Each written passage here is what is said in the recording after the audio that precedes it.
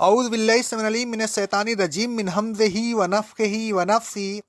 سورہ آل عمران کی آیت نمبر 55 سے لے کر 57 تک اللہ رب العالمین فرماتا ہے، اور اے رسول صلی اللہ علیہ وسلم، اس وقت کو یاد کیجئے جب اللہ نے عیسیٰ علیہ السلام سے کہا، اے عیسیٰ، میں تمہیں پوری طرح لینے والا ہوں، یعنی تمہیں پورے جسم کے ساتھ اپنی طرف اٹھانے والا ہوں، تمہیں کافروں کی برائی سے پاک و محفوظ رکھوں گا، اور تمہاری پیروی کرنے والوں کو قیامت کے دن تک کافروں پر غالب رکھوں گا۔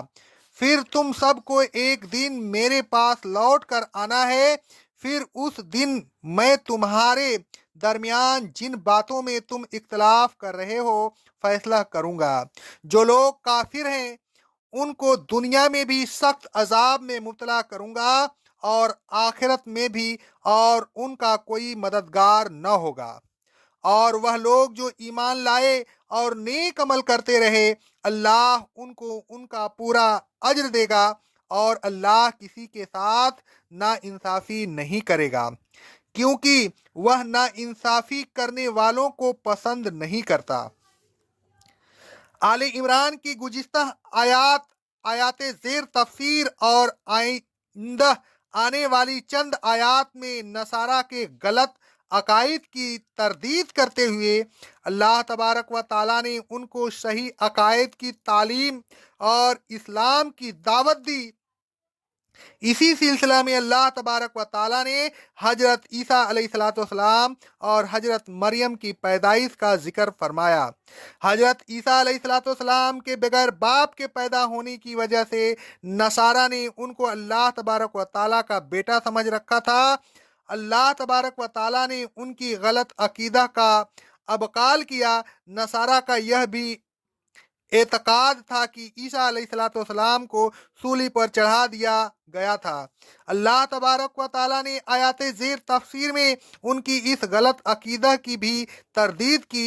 اللہ تبارک و تعالیٰ نے فرمایا، اذ قال اللہ یا عیسیٰ انی متوفیک و رافعک الی، اور وہ وقت یاد کرو جب اللہ تبارک و تعالیٰ نے عیسیٰ علیہ السلام کو خطاب فرمایا۔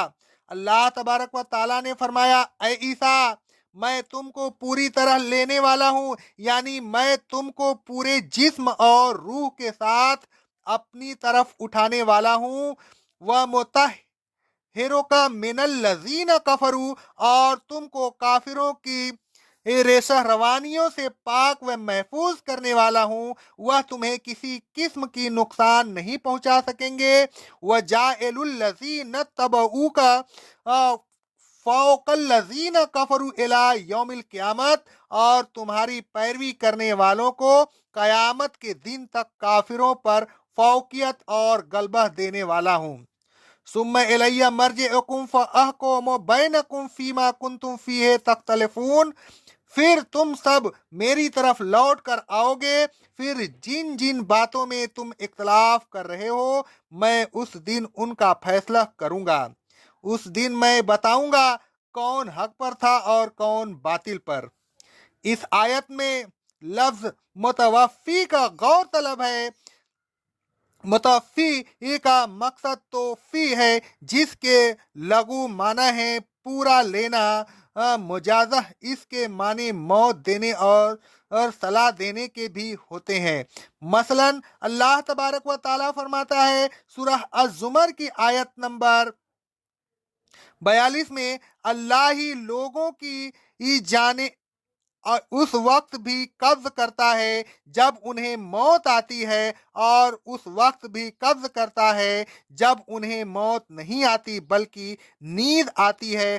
پھر جن جانوں پر اللہ موت کا حکم صادر فرماتا ہے انہیں تو روک لیتا ہے، اور دوسرے جانوں کو ایک وقت مقرر تک کے لیے چھوڑ دیتا ہے۔ اس آیت میں لفظ یتوفا موت کے معنی میں یہ بھی استعمال ہوا ہے، اور صلاح دینے کے معنی میں بھی، لیکن آیت زیر تفسیر میں توفا اپنے لغو اور حقیقی معنوں میں استعمال ہوا ہے، اور اس پر قرینہ آگے آنے والے الفاظ वराफ़ेउका इलैया है। अगर तवफ़ी के माने मौत के लिए जाएं तो यह अल्फाज व राफ़िओ का इलैया में तुम्हें अपनी तरफ उठाने वाला हूँ बेमकसद होकर रह जाते हैं। लिहाजा इस आयत में तवफ़ा के माने पूरा या कामिल तौर पर लेने के हैं। यानी अल्लाह तबारक व ताला फरमाता है, ऐ ईसा इन्नी मुतवफ़ी का, मैं कामिल तौर पर तुम्हें लेने वाला हूँ। वह राफ़िओ का इलैया यानी तुम्हें रूह और जिस्म के साथ अपनी तरफ उठाने वाला हूँ। इस सिलसिला में यह बात ज़हन नशीन कर लेनी चाहिए कि राफ़िओ के इलैया में रफ़ा के माने मरतब बढ़ाने के हरगिज नहीं हो सकते, इसलिए कि जब रफ़ा मुरतबा की बुलंदी के लिए आता है तो उसके बाद इलैया नहीं होता बल्कि मफ़ऊल ब होता है। मसलन अल्लाह तबारक व ताला फरमाता है सूरह अल आराफ की आयत नंबर 176 में, अगर हम चाहते तो उन आयतों की बरकत से उसे ऊपर उठा लेते। अब्दुल्ला बिन अब्बास रजी अल्लाह ताला अन्हु कहते हैं, रिवाह अल हाकिम की हदीस है सनद सही से, रसूल अल्लाह सल्लल्लाहु अलैहि वसल्लम दोनों सजदों के दरमियान यह दुआ पढ़ा करते थे, ऐ अल्लाह मुझे बख्श दे, मुझ पर रहम फरमा, मेरी हालत की इस्लाह फरमा, वरफानी मुझे बुलंद मर्तबा अता फरमा, मुझे हिदायत दे और मुझे रिज्क अता फरमा। यही दुआ तमाम मुस्लिमीन भी जलसा में पढ़ते हैं। वरफानी इसे उनमें से हर एक की मुराद यही होती है कि मुझे बुलंद मर्तबा अता फरमा। ऊपर की दोनों मिसालों में रफ़ा के बाद इलई नहीं है, लिहाजा रफ़ा से मर्तबा की बुलंदी मुराद है। लेकिन जब रफ़ा के बाद इलई आ जाए तो फिर जिस्म के साथ ऊपर उठाने के अलावा और कोई माना नहीं होते। अलगर मुतवफ़्फ़ीक के माना जिंदा उठाने के हैं। उसके बाद मजीद तायीद कुरान मजीद की दूसरी आयतों से हुई है, जहां रफ़ा वाली तो मौजूद है लेकिन मुतवफ़्फ़ी का नहीं है। अल्लाह तबारक व ताला फरमाता है सूरह निशा की आयत नंबर 157 और 158 में, हमने उनके दिलों पर इसलिए भी मोहर लगाई कि उन्होंने कहा हमने अल्लाह के रसूल ईसा बिन मरियम को कत्ल किया, हालांकि उन्होंने न उनको कत्ल किया और न फांसी दी, बल्कि उनके लिए किसी दूसरे आदमी को ईसा की सुपह दे दी गई। उन्होंने उस सफीहा को कत्ल किया कि ईसा को। बेशक जो लोग अब भी उनके कत्ल के सिलसिला में इख्तलाफ कर रहे हैं वह शक व सुबह में पड़े हुए हैं। इस सिलसिला में उन्हें मुतलकन कोई इल्म नहीं, महज वहम व गुमान की पैरवी कर रहे हैं। यानी इल्म तो अल्लाह को है और वह बता रहा है कि यकीनन उन लोगों ने ईसा को कत्ल नहीं किया बल्कि उनको तो अल्लाह तबारक व ताला ने अपनी तरफ उठा लिया। वमा कतलू हो, उन्होंने उन्हें कत्ल नहीं किया कि अल्फाज मौत की ये नफी करते हैं। उन अल्फाज के आगे मिल में उनकी मजीद तायीद है और रफ़ाउल्लाह अलैह में उस बात की वजाहत है कि काफिर ईसा अलैहिस्सलाम को कत्ल नहीं कर सके बल्कि उनको तो अल्लाह तबारक व ताला ने जिंदा अपनी तरफ उठा लिया। इस आयत में अल्लाह तबारक व ताला ने रफ़ा के बाद इला का लफ्ज़ इस्तेमाल करके एक मरतबा फिर उस बात की वजाहत कर दी कि यहाँ रफ़ा से मुराद मर्तबा की बुलंदी नहीं है बल्कि जिंदा उठाना है। अहादीस सैय्यद से भी ईसा अलैहिस्सलाम हम के बारे में ये साबित होता है। रसूल अल्लाह सल्लल्लाहु अलैहि वसल्लम फरमाते हैं, सही बुखारी और सही मुस्लिम की हदीस है, कसम उस जात की जिसके हाथ में मेरी जान है, इब्ने मरियम जरूर तुम में आदिल हुक्मरान बनकर उतरेंगे। इस हदीस में लफ्ज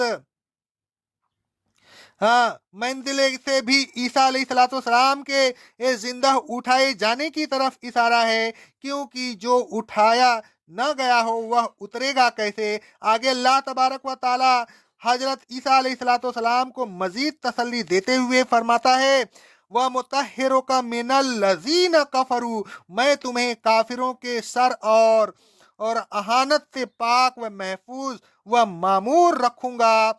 वह न तुम्हारी अहानत कर सकेंगे और न तुम्हें किसी किस्म का नुकसान पहुंचा सकेंगे। अल्लाह तबारक व ताला फरमाता है सूरह अल माइदा की आयत नंबर 110 में, और जब बनी इसराइल ने तुमको अजियत पहुंचानी चाहिए तो उनको मैंने तुमसे रोके रखा। सूरह माइदा की यह अल्फाज गोया मुतहरों का की तफसीर है। फिर मजीद तसल्ली देते हुए अल्लाह तबारक व ताला ने ईसा अलैहिस्सलाम को यह खुशखबरी दी कि वजाइलुल्लज़ीन तबऊ का फ़ौक़ल्लज़ीन कफ़रू इला यौमिल क़ियामत, मैं कयामत तक तुम्हारी पैरवी करने वालों को काफिरों पर गलबा अता करूंगा। अल्लाह तबारक व ताला का यह वादा पूरा हुआ। पहले नसारा की हुकूमतें कायम हुई और वह यहूदियों पर गालिब रहे। फिर मुस्लिमीन जो मोहम्मद रसूल सल्लल्लाहु अलैहि वसल्लम के तवस्त से ईसा अलैहिस्सलाम की पैरवी करते रहे, वह भी सदियों तक अपने दुश्मनों पर गालिब रहे।